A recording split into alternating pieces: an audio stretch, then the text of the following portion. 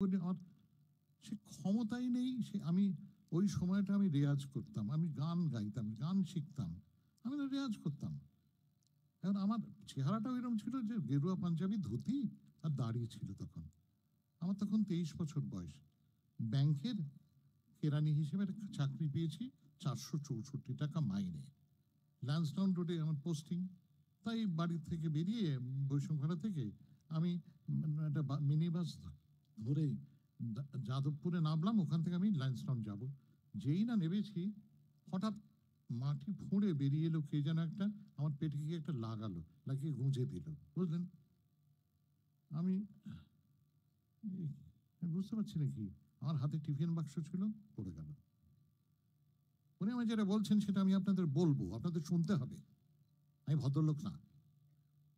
উনি বললেন, কিরে খানকির ছেলে, তোর মা ছুয়েল্লাই না মাও, কাকে ছু দিয়েছে রে তোর মতো নকশাল তৈরি করার জন্য? ওই মুহূর্তে আমি নকশালপন্থী হলাম।